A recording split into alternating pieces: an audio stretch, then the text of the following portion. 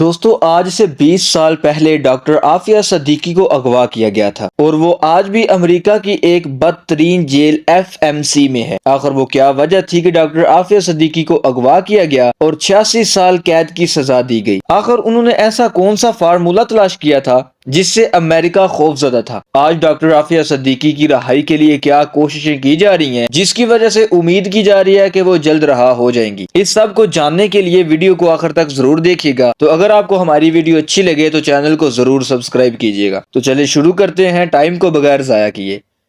دوستو ڈاکٹر عافیہ صدیقی کے خاندان کی اگر بات کریں تو وہ ایک سادہ سا مذہبی لیکن ایک پڑھا لکھا گھرانہ تھا۔ ان کے والد کا مذہبی تعلیم کی طرف بڑا رجحان تھا۔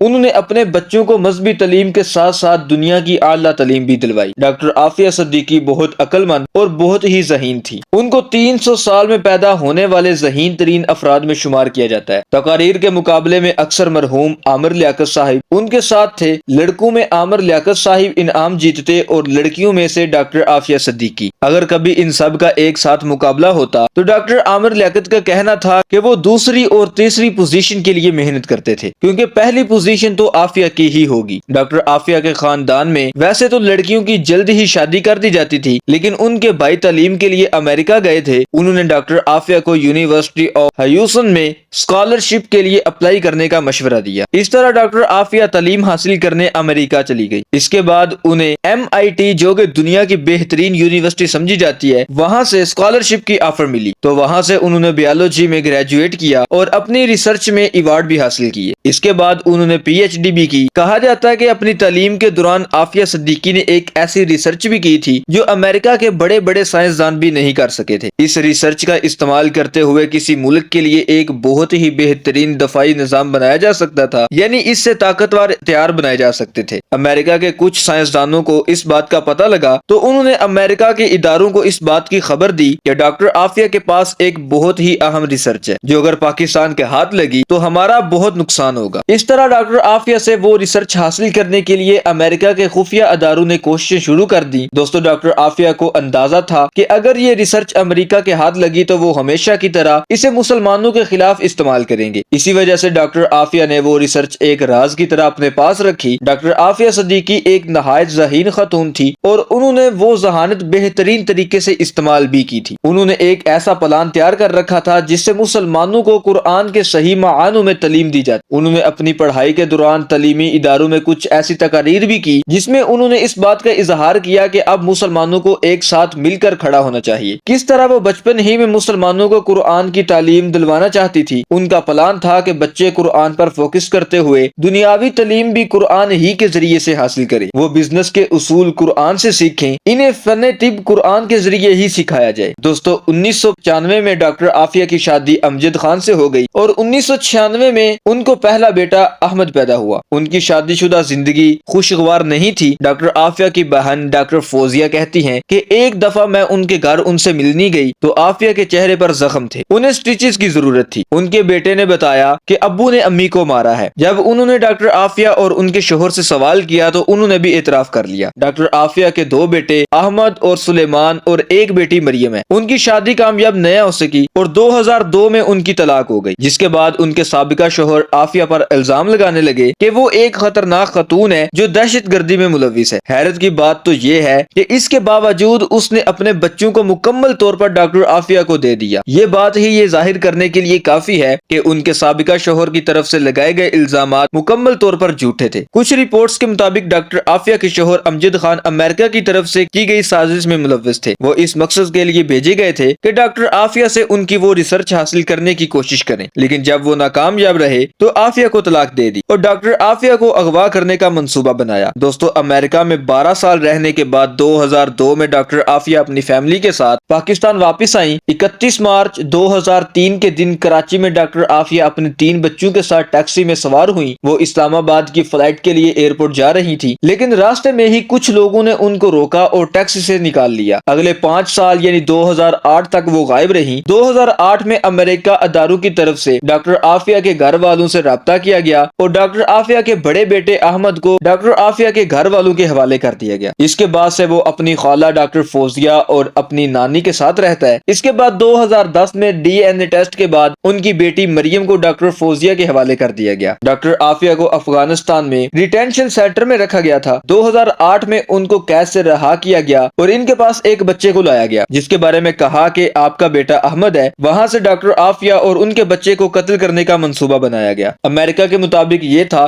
کہ ڈاکٹر عافیہ نے ان کے فوجی افسروں پر جان لیوا حملہ کیا ہے، مگر عینی شاہدین کے مطابق کہ وہ اتنی کمزور ہو گئی تھی کہ وہ ایک مسجد کی دیوار کے پاس گر گئی تھی، ان سے صحیح چلا بھی نہیں جاتا تھا۔ تو سوال یہ ہے کہ پھر اس حالت میں ان نے فوجی افسروں پر حملہ کیسے کیا؟ یقیناً یہ ایک بہت ہی بڑا جھوٹا الزام تھا جو ڈاکٹر عافیہ پر لگایا گیا تھا۔ 2010 میں امریکی عدالت میں سماعت ہوئی اور ڈاکٹر عافیہ کو کورٹ میں پیش کیا گیا۔ ان کے دانت ٹوٹے ہوئے تھے، بازوں پر زخم تھے اور زنجیروں میں جکڑا گیا تھا۔ وہاں ان کے بھائی بھی موجود تھے، لیکن انہیں ڈاکٹر عافیہ سے ملنے کی اجازت نہیں دی گئی۔ اس پیشی کے دوران تمام ثبوت ڈاکٹر عافیہ کے حق میں تھے۔ میڈیکل رپورٹس گواہ تھیں کہ ان پر کس قدر تشدد کیا گیا ہے، لیکن ان سب کے باوجود ان کو 86 سال کی قید کی سزا سنائی گئی، جو آج تک جیل میں ہے۔ ایسی جیل جسے جہنم کے گڑھوں سے تشبیہ دی جاتی ہے۔ یہ جیل باہر کی دنیا سے مکمل طور پر کٹی ہوئی ہے۔ وہاں ان پر جسمانی تشدد، جنسی تشدد اور ہر طرح کا ظلم کیا جاتا ہے۔